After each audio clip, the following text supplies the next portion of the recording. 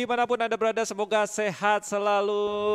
Sesuai judul kita malam hari ini, selamat berjuang di final. Berarti sudah jelas ada dua tim yang sudah menapaki final di Piala Menpora, Persija versus Persib. Oke, walaupun di tengah hegemoni pro dan kontra European Super League ya, kita tetap ada yang panas di Indonesia, yaitu Piala Menpora sudah final. Karena jadwalnya akan berlangsung 2 leg, hari Kamis dan hari Minggu. Oke, buat Jepret Tim yang ingin melihat bagaimana jalannya pertandingan nanti, analisanya seperti apa, malam hari ini sudah ada Bung Hanif, info dari orang dalam, dan Om Yuki. Halo Niko. Halo, sehat selalu ya. Alright. Hari keberapa puasa ini ya? Hari nggak hitung, hari ke-8 betul, hari ke-8. Nggak terasa ya? Nggak kerasa ya, luar biasa. Soalnya enak nonton Piala Menpora soalnya. Yang penting puasanya lancar, aman sampai nanti di Lebaran ya. Lebih enak lagi nonton langsung bro. Nah, kalau Bung Hanif tadi katanya nggak pernah nonton, muter aja dari satu kota ke kota yang lain ya. Gokil itu ya. Oke, ini kita lihat jadwalnya Piala Menpora final 2 leg. Kalau final ada 2 leg, urutan ke perebutan tempat ketiga justru 1 leg aja ya. Iya. Ya. Satu ya. 1 leg aja. Oke, ini dia jadwalnya.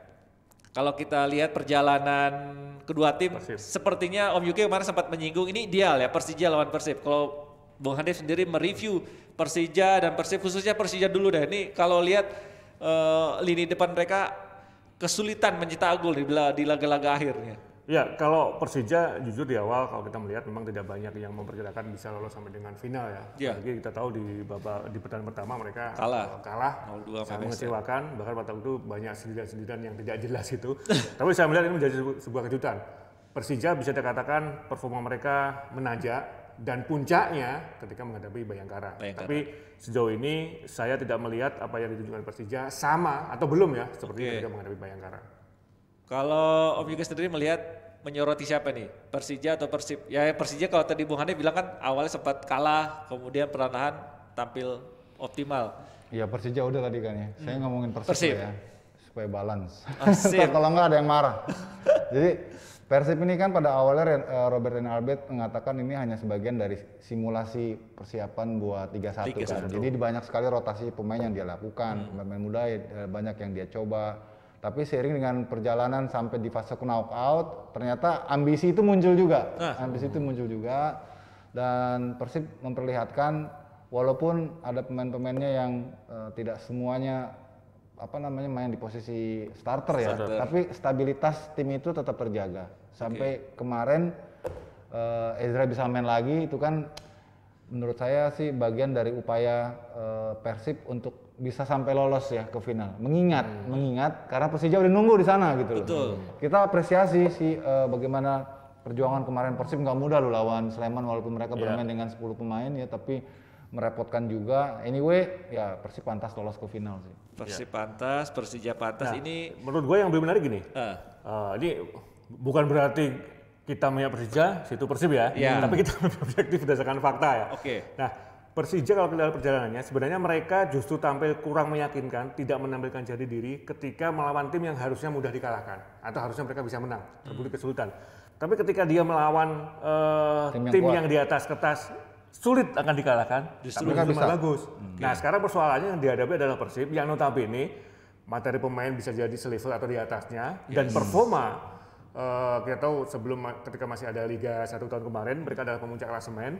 Dan penampilan di prakompetisi juga sangat meyakinkan, bahkan grafiknya juga cukup bagus. Melawan tim yang sejauh ini satu-satunya tim yang tidak pernah kalah dengan produktivitas gol yang paling tinggi, 12 gol. Ini kan sangat berbeda dengan Persija. Tapi pertanyaannya apakah Persija nanti tampil dengan gaya yang sama ketika melawan PSM atau ketika sama dengan Bayangkara. Seandainya lawan Bayangkara, real final. Ini final. Tapi sebelum itu Niko, gue juga mau tanya sama Arim. Kemarin kan ini dalam double knockout itu banyak pemain yang kena kartu kuning ya. Betul. Banyak banget nih. Itu masih berlaku nggak tuh akumulasi itu? Ada pemutihan nggak ternyata di final? Di final dan semifinal ada pemutihan. Ada pemutihan? Jadi Mota nanti bisa tampil dan kita tahu kalau kebetulan waktu itu saya diajak teman untuk nonton kan. Kebetulan saya dekat dengan tim technical study group, menganalisa segala macam ya. Input buat kita ya, memang salah satu pembeda permainan Persija ada pada Mota. Jadi Mota tampil Jan Mota atau Marco Mota nih? Ada dua, Marco Mota. Iya. Nah ini yang menarik kan, pasti ada satu. Berarti ini nanti partai final semua pemain yang terkena akumulasi bisa main. Semifinal bisa ya. Tapi setelah leg pertama, leg kedua nggak pemutihan lagi kan?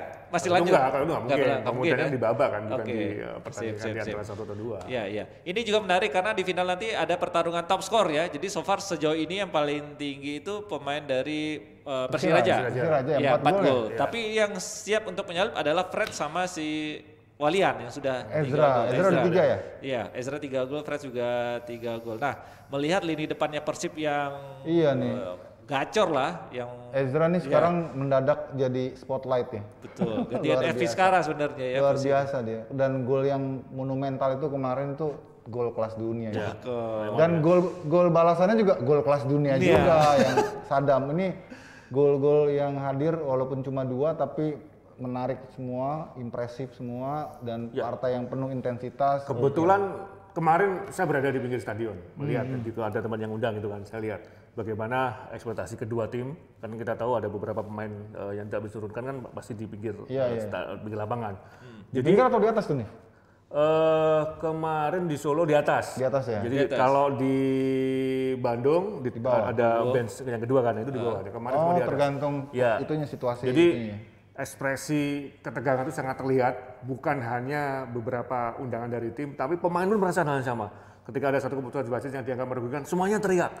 Yang ini juga teriak. Jadi apa yang ini membedakan sekali, apa yang terjadi komunikasi di lapangan, bagaimana pemain teriak, bagaimana pemain protes ke wasit, bagaimana komunikasi antar pemain sendiri, antar satu klub ya, itu sangat terdengar sangat jelas. Dan terlihat ketegangan yang luar biasa, terutama dari PSS. Deretan gelandangnya, wah, itu terdengar sangat jelas. Itulah PSS begitu bagaimana El Clasico-nya versi Indonesia nanti Persija lawan Persib tetap harus ditambahkan adalah sportivitas ya. Itu dia tadi. Nah, menyoal tentang tadi sempat ada pemutihan, kemudian kita juga menunggu kabar dari salah satu pemain dari Persib yang kemarin cedera, Dado ya. Dado. Kita tanya kepada tim kita nih yang sudah ada di sana, ada Alvino nanti juga akan memberikan update mengenai kondisi Deddy Kusnandar sendiri. Kalau melihat kemarin kan sempat tidak sadarkan diri, buat dibawa ke rumah sakit. Kalau dari Bang Hanif sendiri melihatnya seperti apa? Ada update terakhir?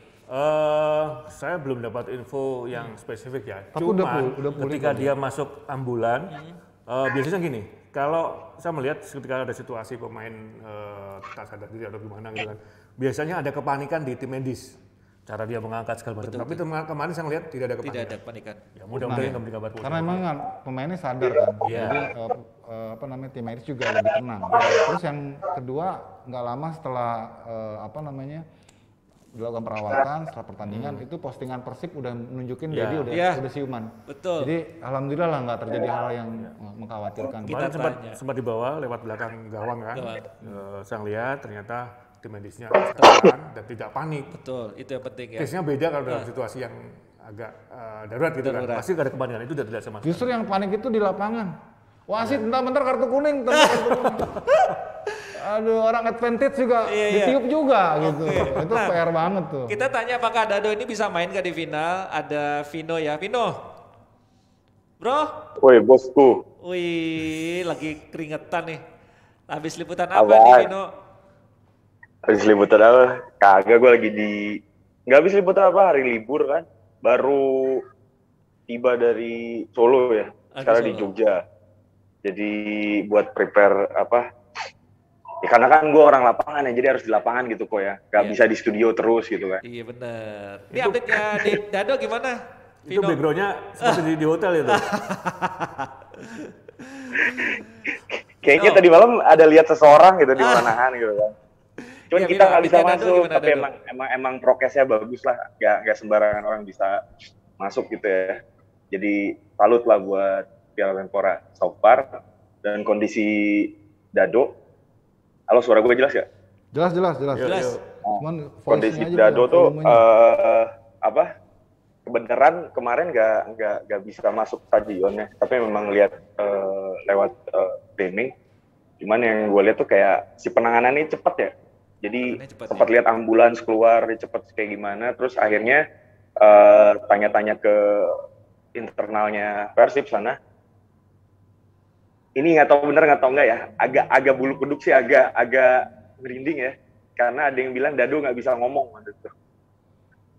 Sempat nggak bisa ngomong sampai terus harus dikasih oksigen. Kalau lihat di TV itu dia ditahan tuh lehernya pakai apa, karena katanya emang ada benturan ya di dekat kepala sini pas dia jatuh.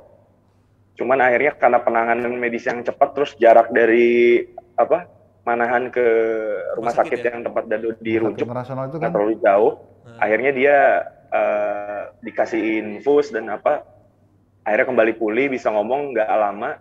Dan sekarang posisinya Deddy Kusnandar udah balik lagi sama tim di Jogja. Untuk bisa main atau nggak bisa mainnya belum ada update kayak apa sih ya. Tapi intinya kabar terakhir yang gue dapet, Deddy Kusnandar udah balik lagi sama Persib di Sleman. Itu Om Niko, Mas Han, sama kita masih menunggu ya, apakah Dado bisa dimainkan nanti atau tidak gitu ya. Ini tergantung hasil CT scan-nya nih, CT scan ya. Ya. Tapi CT scan nanya tadi aman sih Mas Yuk, karena yang dikhawatirkan kan ada bukan retak ya, pendarahan dalam gitu. Yang dikhawatirkan ada pendarahan, tapi kalau tadi ngomong sama asisten manajernya Persib, hasil CT scan-nya oke sih, aman. Ini karena shock aja kali dia ngebentur kepala gue, tapi pengakuannya sih aman-aman aja. Cuma masalah bisa main apa enggaknya, tunggu update-nya lagi deh. Yes, oke. Vino, sempat meliput persiapan kedua tim nggak? Kalau Persib kan stay ya di sana ya, jadi menunggu Persija. Apa sudah latihan juga? Hari ini sih gue belum dapat update yang mau latihan jam berapa, tapi Persib tuh kayaknya rest ya. Cuman persiapan yang mana nih kok? Persiapan kemarin atau buat final? Yang menjelang final? Buat final. Oh, ya kalau Persija so far posisi masih di Solo ya, belum merapat ke Jogja. Dengar kabar mungkin besok dia baru tiba di Jogja. Tapi kalau Persib dia memang stay di Sleman terus gitu. Jadi mau main di Solo pun kemarin dia tetap berangkat dari Sleman gitu. Dia lebih memilih ngabisin waktu lama di jalan daripada nggak dapat hotel bagus di Solo. Itu alasannya kenapa Persib stay di Sleman, karena Robert ini kan perannya lebih dari pelatih ya. Jadi dia kayak manajer juga, dia ngatur dia pengen hotel yang kayak gimana. Bahkan kalau nggak salah gue dengar kabar tuh kemarin dia ngatur pengen buka puasa di mana pemainnya gitu. Jadi sempat tanya kenapa sih nggak stay di Solo gitu. Ada beberapa alasan yang bilang Robert pengen pemainnya dapat tempat nginep, tempat tidur yang senyaman mungkin, dan itu dia udah lihat beberapa tuh cek hotel di Solo, dan dia nggak, untuk Persib pribadi dia nggak nemu hotel yang proper buat pemainnya, jadi dia lebih memilih stay di Sleman. Kalau Persija sekarang lagi di Solo, besok baru menuju Yogyakarta. Begitu laporan sementara. Siap Vino. Ada hal yang mau disampaikan nggak Vino dari laporan pandangan mata di lapangan? Iya, yang lucu kemarin, tahu nih Mas Hans harusnya lebih tahu ya, itu PSS sampai nggak mau press conference tuh ada apa? PSS sampai nggak mau press conference setelah pertandingan. Jadi masalah Persib dulu, dan ya udah ada jadi berita juga PSS nggak mau press conference. Kayaknya masalah ngambek. Ada yang bilang masalah ngambek gara-gara yang harus play on nggak jadi, terus kayak merasa dirugikan gitu. Terus untuk so far sih itu sih kemarin yang hal menarik lainnya, PSS nggak mau hadirin press con abis post match. Terus sempat sebelumnya juga sebelum acara semifinal Persib PSS sempat ada agenda ulang tahun PSSI juga ya. Jadi Pak Ketum sempat ke Balai Persis Solo, terus di situ gue nanya kayak waktu itu Persib belum main, cuman gue nanya andai antisipasinya finalnya Persib Persija dan jadi kenyataan, cuman Pak Ketum cuma bilang dia yakin aman-aman aja karena patokannya itu waktu PSS main di Maguwo lawan Persib, kenyataannya memang nggak ada supporter PSS yang merapat ke Maguwo, jadi dia pede yakin kalau nanti Persib atau Persija bakal jalan aman-aman aja. Cuman ya maksud gue ya lebih ini aja sih preventif ya, karena kan Bandung, Jakarta ke Sleman ke Solo itu kan nggak terlalu jauh ya, bisa aja ada yang nekat, yang nggak ngerti gitu. Karena kan ini gimana ya lu tahu sendiri Persib lawan Persija kayak gimana, nggak bisa dibohongin. Fans pun kalau bisa ya tim yang favoritnya juara kan feel-nya maunya nyambut gitu. Tapi ya kalau ketemu rasa aman-aman aja is okay, cuman gue sih lebih preventif. Mungkin gitulah Mas Hans, Bang Yuki sama Niko. Oke. Terima kasih Vino atas laporannya dari Jogja. Nah itu tadi statement terakhir. Nah ini mesti Hanif tolong jelasin tuh. Mungkin di PSS Sleman bisa nggak ikut preskon?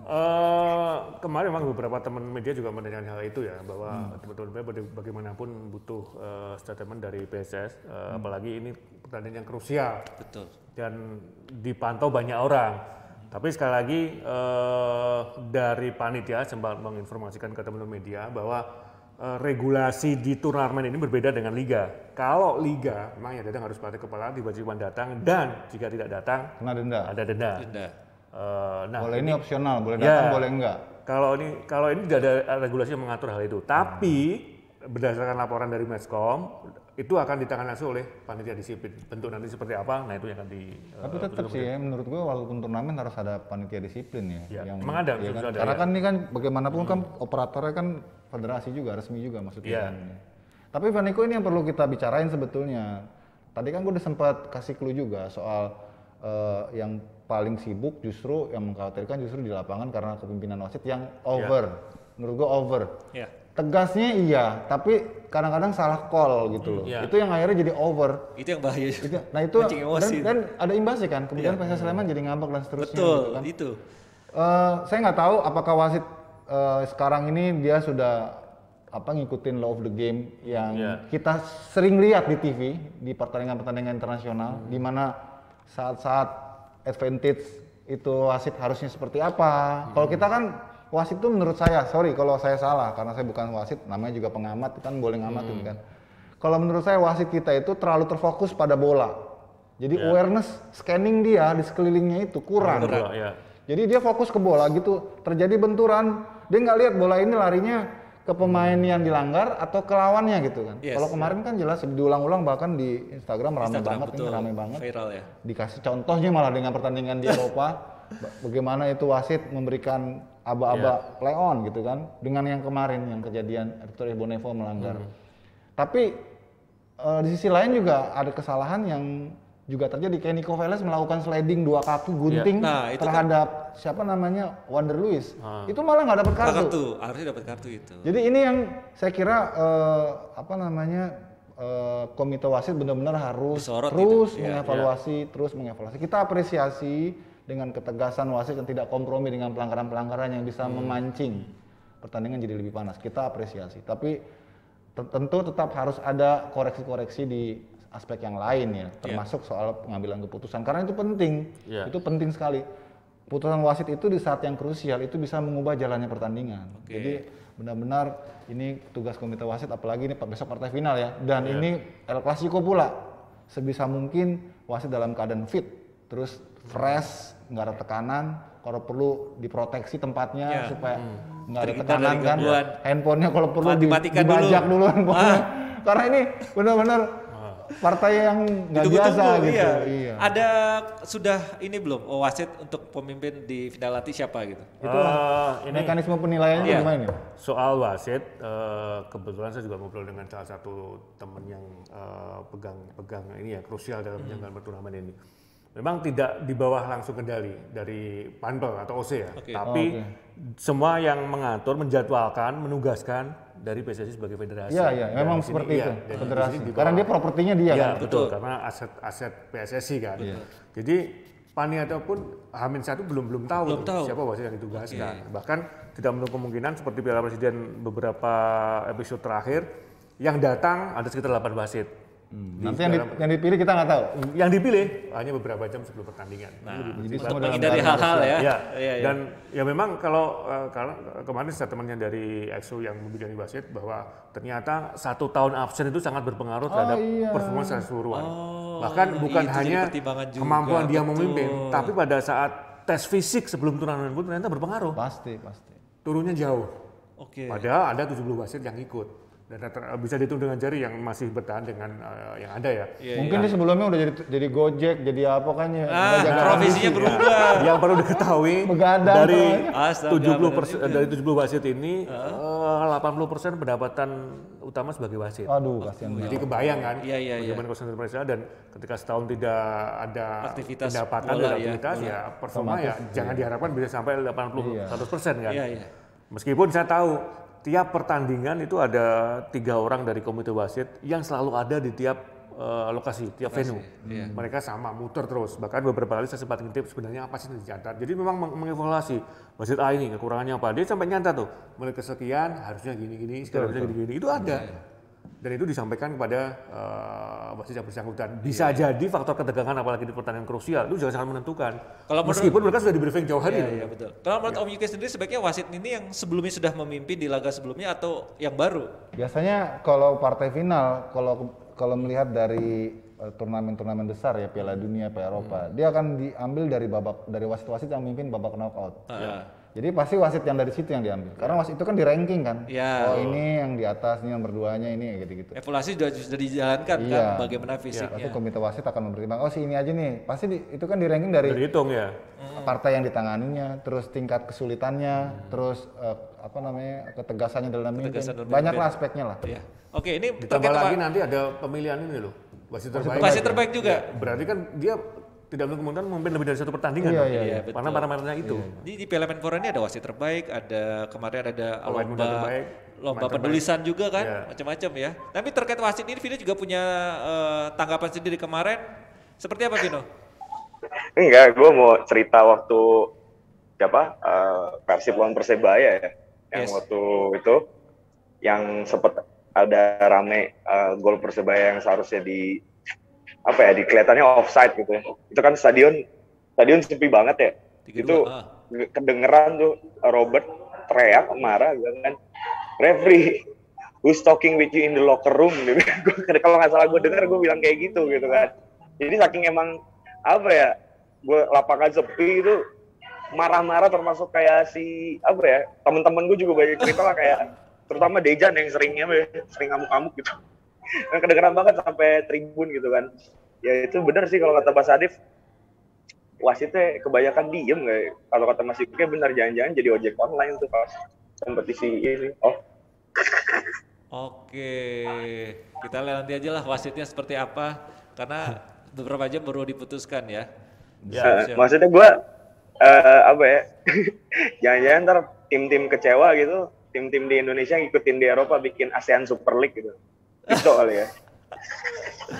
Ya udah dibahas lagi tuh. Dibahas Super League itu panas. Dibahas 2 episode ya. 2 episode, panas banget itu emang, pro dan kontra. Jadi kapitalis lawan sosialis. Justin pasti kapitalis tuh. Yoi.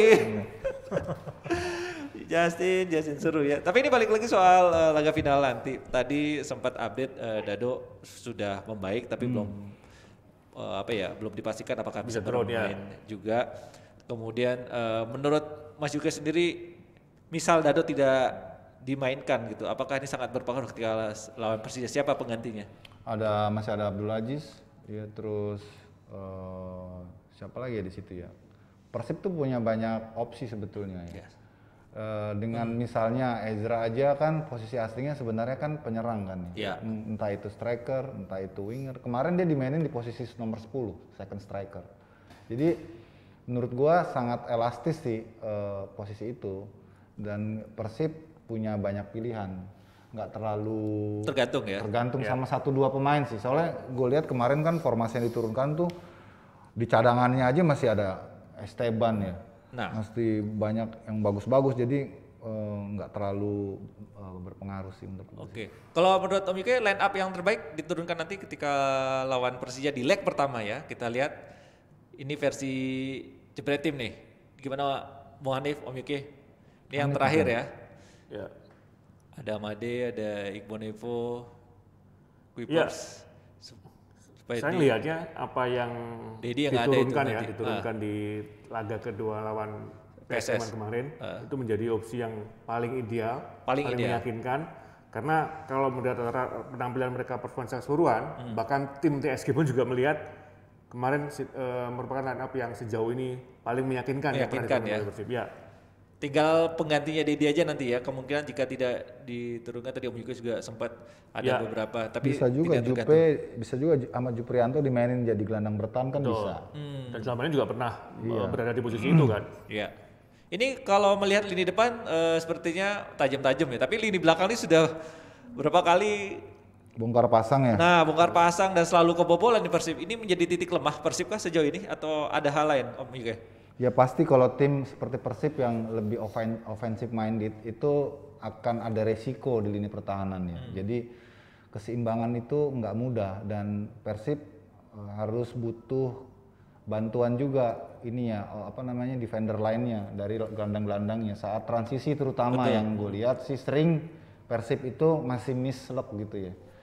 Karena pemain-pemain gelandang ini kan karakternya menyerang nih umumnya kan, kecuali Dado aja kan. Kemarin Beckham, terus Ezra, itu kan penyerang semua, karakternya nyerang. Jadi saat transisi kena counter, kejadian tuh kemarin tuh, yang kemudian jadi kontroversi harusnya advantage. Itu kan dari proses transisi cepat lawan kan, counter attack kan. Itu yang menurut gue harus diperbaiki sama Persib ya. Bagaimana keseimbangan antara bertahan sama menyerang mereka, terutama lagi transisi itu lebih compact lagi. Gitu. Satu lagi kalau kita melihat kelemahan salah satu ya menurut saya yang menjadi perlu perhatian, dua back ini terutama di posisi sayap ya dari Persib seringkali kesulitan ketika meladani sayap yang cepat. Supardi sama Ardi ya. Supardi mungkin ya karena faktor usia juga. Sementara si Ardi seringkali mudah dipancing emosinya. Iya, emosional. Dan Rico punya dua syarat menyulitkan dua back itu. Nah, ini yang harus saya pikir benar-benar diperhatikan karena dan kalau melihat perjalanan Persija pun ketika Rico dimatikan kreativitasnya berkurang. Bahkan dua laga kalau kita melihat Rico turun di babak kedua kan. Ketika tim sudah kecapean dia turun. Nah, ini yang ya saya kira Persija sudah mengantisipasi hal itu kan. Tapi kalau kita balik lagi melihat penampilan Ezra ya, ini kembali lagi ke performa terbaiknya. Ini apa ya membuat seperti itu Om Yuke? Blessing lah ya, blessing in disguise. Blessing lah, dia kan sebelumnya sama sekali nggak diperhitungkan ya, sempat non-klub kan ya, kalau dari PSM terus dia rilis, kemudian ada Piala Menpora dan berjodoh dengan Persib, tentu mungkin Robert Rene Albert tidak me-expect dia seperti ini, yang penting dia gabung dulu, latihan dulu, dia punya nama besar, bagaimanapun Ezra, terus dari sisi bisnis juga klop buat Persib. Tampang ada, buat branding ada gitu kan. Sepak bola kan nggak melulu soal pertandingan, tapi juga ada sisi bisnis yang harus banget. Dan ternyata Ezra punya motivasi terpendam dalam dirinya bahwa gue tuh pemain bola, bukan apa sih istilahnya? Lapangan. Iya, bukan artis. Gue bukan artis, gue pemain bola. Jadi tugas gue ya di lapangan perform gitu. Dan dia tunjukin dengan gol-gol penting dia ya, dan golnya itu cakep-cakep dia, yang termasuk gol curve-nya dia tuh kan bagus banget. Terus yang tandukan kemarin tuh kan juga membuat skor jadi menguntungkan buat Persib kan. Itu ya blessing sih menurut gue sih. Ini posisi terbaiknya kemarin ya duet sama sekarang jadi udah ketemu nih posisi alternatifnya dia. Ternyata dia lebih potensial kalau dia bermain di second striker. Iya, jadi menurut gue dibanding Esteban ya mendingan dia. Esteban tuh terlalu banyak dribbling, terlalu banyak gocek-gocek. Kalau Ezra tuh simple pass dia. Saya nonton dua pertandingan dia. Dan memang simple ya. Ketika dia sudah berada di dekat lapangan tengah, tidak pernah lama bawa bola. Terima passing, cari tembok dia.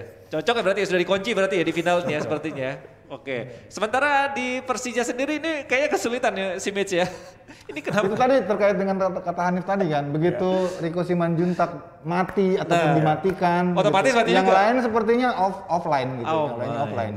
Dan secara individual juga si Mitch di Piala Menpora ini kurang ya menurut gue ya. Kemarin sih yang paling monumental itu untuk kita bisa judging dia sih saat penalti kick ya. Itu dia powerful bro. Maksudnya kita expect dia bikin gol duluan kan untuk membuka mental kan. Ternyata malah gagal. Oke, ini berarti kelemahan dari Persija adalah di lini depan. Atau ada hal lain yang perlu diperbaiki? Osvaldo juga nggak stabil juga ya. Osvaldo. Berarti ya boleh dibilang Persib diunggulkan di sini berarti. Melihat kondisi Persija yang belum stabil. Satu lagi yang mungkin ini juga jadi satu kelemahan dari Persija ya. Ketika bola itu ada di Rico dan ketika Rico dribble pasti diarahkannya ke Simic. Dan seringkali itu sudah terbaca. Melawan PSM itu terbaca, melawan Bayangkara itu terbaca. Jadi saya pikir padahal waktu itu ada 2 momentum kalau nggak salah. Osvaldo itu dalam posisi free, tapi tetap bola diarahkan pada Simic. Nah hal kayak itu yang bisa jadi kalau benar diperhatikan oleh coach, saya pikir Sudirman sangat memahami hal itu kan. Memang Simic menjadi salah satu keuntungan ketika dia menjadi salah satu pengganggu konsentrasi lawan, tapi ada pemain lain yang bisa memungkinkan untuk mencetak gol. Ini Pak Sudirman tolong diperhatikan lagi biar laga semakin seru ya. Tolong diperhatikan Pak, ini orang-orang sok tahu semuanya. Tapi kita harus berikan kredit poin ya. Iya. Persija punya keunggulan di mentalitas. Ingat Niko, mereka datang, mereka sampai di sini setelah kalah di pertandingan pertama. Dan itu untuk turnamen, kalah di pertandingan pertama, dia harus ambil 2 kemenangan di 2 laga berikutnya. Itu nggak mudah loh, mentalitas juga. Terus kemarin di adu penalti, itu mentalitas bicara juga. Hilman itu saving 4 kali loh. Saving dia, bukannya bolanya ke atas. Seperti dia saving, membaca. Kalau PSM kan tendangannya kayak Julham ke atas, terus satu lagi ke atas, 2 kan, melenceng lah ya. Melenceng kan ya. UKV yang on target tapi jadi di situ kan Persija under pressure tuh. Tapi lagi-lagi gue bilang masalah mental itu Persija buktiin mereka memang macan gitu loh. Jadi ada saat dimana pemain bintang itu dia harus show off, tunjukin bahwa dia emang punya kelas bintang. Dan Andri Tani di sini kita harus berikan kredit poin. Luar menarik biasa. Nih, memang salah satu kuncinya lah pada Andri Tani ya. Bukan apa yang terjadi di lapangan, tapi di luar lapangan pun dia sangat berpengaruh. Di ruang ganti dia menjadi salah satu dia sempat ribut sama itu kan ya, bukan ribut sih, maksudnya sama Simic kan, sempat kan waktu itu kan tegang kan. Ribut, ada sisi lain. Bukan ribut, itu karena angle kamera seolah ribut. Seolah-olah berantem, seolah-olah ada apa-apa. Kemudian saya tanya salah satu yang tahu banget, jadi persepsi publik selama ini itu salah, bukan itu yang terjadi. Tapi gini, kembali kepada bagaimana mental ini ya. Memang saya melihat faktor Andri Tani ini sangat kuat sekali. Saya cukup dekat dengan Andri Tani. Nah, waktu pertandingan beberapa kali kan waktu di tunnel ya, sebelum masuk, biasanya dia senyum, bro, itu enggak. Dia wajahnya tegang ke belakang. Dia luar biasa dengan suaranya lantang, terus di mana sangat berpengaruh kan. Itu tidak ada di tim lain. Saya melihat kan biasa sebelum pertandingan mengamati satu persatu kan gimana ketegangan pemain. Memang ada sesuatu yang tenang, tapi ada yang gugup, ada yang sebagai motivator. Nah, Andri Tani saya lihat peran di situ. Konsentrasi berarti ya, mau masuk pertandingan itu pemain memang antara tegang dan konsentrasi itu beda-beda tipis sih. Karena dia perlu fokus, dia nggak akan mengindahkan sekelilingnya, jadi dia kelihatan mukanya lurus gitu kan. Tapi sebenarnya dia itu konsentrasi gitu. Ini final yang cukup menarik karena ada 2 leg. Jadi di leg pertama siapapun timnya yang atau berakhir dengan seri bisa membalas di leg kedua. Tapi yang perlu diperhatikan juga adalah hujan kartu ketika nanti di leg pertama. Ini kalau kalian melihat plus minusnya apa nih 2 leg di partai final. Saya khawatir akan terjadi kartu kuning yang akhirnya beberapa pemain kartu merah. Ini prediksi gue ya. Pertandingan pertama itu akan alot ya. Alot. Karena ini baru istilahnya baru leg 1 ya. Enggak semua kekuatan, energi, konsentrasi dihabisin di situ gitu. Jadi kedua tim masih menyimpan amunisi buat yang di leg kedua. Jadi leg kedua itulah nanti yang akan sangat penting, walaupun di leg pertama ikut menentukan hasil akhir nantinya kan. Tapi mereka nih di leg pertama menurut gue sih mereka akan hati-hati banget mainnya. Pertama mereka masih capek, kan ini karena jedanya cuma 2-3 hari loh. Mereka beruntun dari babak knockout terus. Jadi mereka pasti akan saving energi juga. Mereka sambil intip-intip, curi-curi ke celah lawan ya. Tapi mereka nggak akan main super ofensif, terbuka saling enggak sih menurut gue sih enggak. Mereka nanti yang babak mungkin nanti pas leg 2 baru itu total itu. All out ya. All out. Kalau gue ngelihatnya kemungkinan apa yang terjadi di laga Persija Bayangkara terulang di leg pertama. Terulang keras. Terutama di tengah. Jadi harus sangat mungkin terjadi. Jadi pertarungan akan terjadi di lini tengah. Bertarung semua. Tapi gue yakin nih di 2 leg ini akan ada yang kartu merah. Akan ada yang kartu merah. Aduh. Ada. Pertemuan pertama kartu merah? Bisa juga di pertama, bisa juga di kedua. Bisa kedua. Karena trennya kartu merah nih setiap pertandingan belakangan ini. Apalagi partai final Persija sama Persib. Ini pasti tensinya akan tinggi nih. Dan beberapa pemain punya karakter dapat kartu merah. Punya karakter itu ya. Misalnya Sandi Suto main gitu kan. Ini Persija juga akan menunjukkan kemarin kan laga terakhir kalah kan ya kalau secara head to head. Nah, secara pengalaman nih Sudirman akan bagaimana? Kok pengalaman Palen kan minim sebenarnya. Iya. Sekarang nih bukan tergantung pelatih, bro. Iya. Keinginan pemain. Oke. Mental pemain. Keinginan pemain. Karena dalam posisi udah sampai di final, itu peran pelatih lebih sedikit. Tapi lebih pada keinginan, willingness dari pemain. Lu mau gak nih juara? Udah kalau mereka punya keinginan besar. Ini kebetulan saya kan berada di 2 kota sama tim ini kan. Terlihat sekali ketika memasuki babak semifinal, 2 tim ini udah nggak ngelihat lagi teknis, bukan lagi perkarakan teknis, tapi lebih bagaimana chemistry, semangat dan sebagainya. Hal-hal yang non-teknis. Iya, non-teknis diperhatikan. Contoh tadi disebutkan buka bareng di stadion. Memang harusnya nanti itu kan nggak boleh. Boleh datang lebih awal. Agak lazim juga. Sampai pihak Persib pun berkirim surat ke panitia untuk bisa buka bareng. Buka bersama dan membawa koki, tukang masak khusus. Jadi sampai segitunya. Padahal kan nggak mungkin ada pertandingan.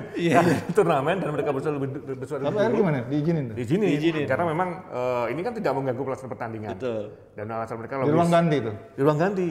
Dan Persija pun juga melakukan yang sama. Tapi memang tidak di stadion. Tapi poinnya adalah faktor non teknis pun saat itu benar diperhatikan. Wow. Karena ini turnamen Niko. Turnamen itu hal-hal yang non teknis itu sangat penting. Karena dituntutnya itu menang gitu kan. Karena turnamen gitu. Lu kagak ada lagi kesempatan untuk melakukan kesalahan gitu. Apalagi nih final, pasti yang diperhatikan lebih ke sisi luar dari arenanya sih. Bahkan ketika official training pun nggak ada yang strategi kita cuma lari, pasti masih having fun, cuma menyesuaikan dengan situasi lapangan, kemudian bagaimana lampu, apakah ini terlalu silau. Nah, kemarin kan kasusnya di Manahan itu kan tidak dipakai perempat final karena ada perbaikan di sisi lampu. Ternyata tinggi 2.800 lux, bahkan lebih tinggi. Emang beberapa sempat dimatikan karena silau ke kiper. Nah, itu akhirnya dibuat standar. Tapi ini gue mau tanya nih, kan finalnya kan di Manahan ya? Terakhir kedua kan. Terus 3-4-nya kan di Manahan juga, hari Sabtu. Itu udah dipertimbangkan nih, kan lapangan pasti rusak itu, Sabtu main, Minggu main. Di tempat yang sama. Dibandingkan dengan di Maguwo, kondisi permukaan lapangan bagusan Manahan. Karena kemarin tidak dipakai sepanjang perempat final kan. Dipakai terakhir di grup A itu, jadi lama. Diharapkan kemarin bisa fit lah. Dicek juga pada saat hujan. Dibandingkan dengan Maguwo ya, dengan kondisi normal, siapa yang cepat balik posisi dia, Manahan. Oke, prediksi singkat menurut kalian? Aduh. Lu yang susah-susah. Persentase boleh lah. Kalau tadi Om Yuki bilang mental ikut berbicara. Kemudian mau gak mau juga Persib diunggulkan, di depan juga mulai tajam. Secara keseluruhan persentase untuk menang siapa di final nanti? Sama, 50-50. Bukannya gue cari aman ya, tapi memang kedua kesebelasan ini punya perimbangan kekuatan yang sama, sangat sama gitu. Jadi kita nggak bisa gegabah mengatakan nih kayaknya Persib. Nggak bisa pakai feeling nih Niko. Ini benar-benar ini partai final itu segala hal bisa terjadi dan kita nggak bisa prediksi. Tiba-tiba ada yang kartu merah misalnya dulu, ada yang cedera. Beda lagi ceritanya. Konstelasi pertandingan berubah tuh. Lu nggak bisa tuh diukur dengan prediksi tuh. Nggak bisa tuh. Dan satu lagi yang perlu diperhatikan sekarang. Tapi kalau sorry nih. Tapi kalau di hasil leg pertama, gue baru bisa prediksi leg kedua. Cakep. Ya karena 2 leg nih Niko. Lu nggak bisa prediksi 2 leg sih. Tapi kalau leg pertama dulu deh. Nah, maksudnya leg pertama hasilnya apa? Baru lu bisa prediksi leg kedua. Tadi kan gue udah bilang kalau leg pertama ini agak alot. Iya, karena belum all out ya. Alot tuh gimana tuh kan kira-kira kan? Iya, masih baca. Kalau gue gini, tidak untuk kemungkinan menurut gue ada penalti. Ada penalti. Jadi leg pertama imbang. Oke. Berarti imbang dong ya. Kalau Vino gimana Vino? Tanggapan lo, prediksi lo. Halo. Ya. Serunya sih seru ya. Jadi final leg 2 tuh jadi the real final. Kalau masuk final leg kedua tapi salah satu tim udah unggul duluan, kayaknya final leg 2 kayak apa ya? Kayak garing gitu kalau gue lihat kayak kemarin. Karena satu tim udah unggul ya kayak kemarin kayak apa? Persib udah unggul duluan, main leg 2 tuh kayak beban di PES. Kayaknya lebih seru kalau imbang di leg 1, leg 2-nya biar kayak the real final aja gitu. Kalau gue lihat ya. Biar ini apa? Biar Bang Valen berhenti siaran jadi rating naik gitu kan. Ya kalau untuk buat pertunjukan ya, kita berharap pertandingan pertama imbang. Nah, buat sebuah pertunjukan, buat sebuah show, pertandingan pertama kita harap imbang. Jadi pertandingan final itu di leg kedua. Ya, Mas Yuki iya kan minggu lalu kan kita bahas biar seru finalnya Persija aja deh gitu kan. Iya. Oke, thank you Vino. Lanjut kopinya ya. Itu mbak-mbaknya di belakang udah ngelap-ngelap kaca tuh di belakang tadi ya. Satu lagi. Yeah. Ini kalau kita melihat dua lapangan ya, netizen sangat luar biasa lah. Dua pendukung tim saat ini sudah mulai saling memanas-manasi. Aduh. Ya, sekali lagi kami berharap bahwa ini tidak seperti sebelumnya. Artinya itu hanya apa yang tersirat di sana. Sekali lagi karena melibatkan dua kelompok supporter yang nantinya sangat luar biasa.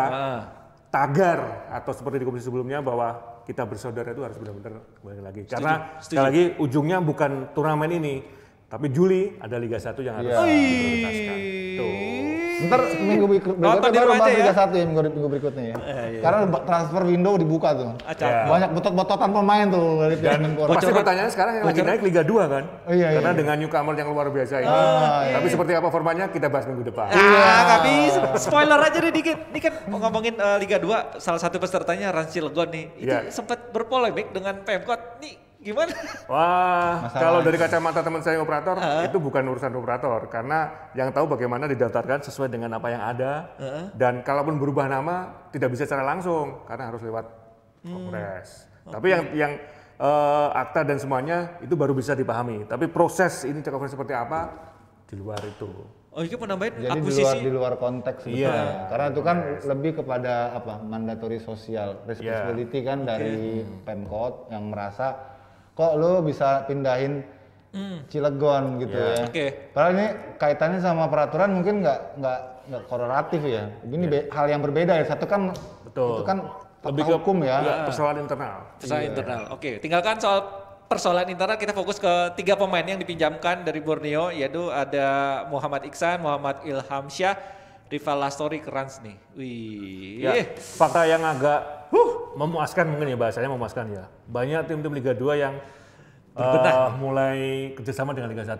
Konsekuensinya dipinjamkan ke pemain yang dianggap jadi kayak sister klubnya. Betul, jam terbang kurang dipindah ke tim yang Liga 2. Pinjemin Termasuk Persis nantinya. Siapa mainnya? Tunggu. Bocorannya minggu depan. Cakep.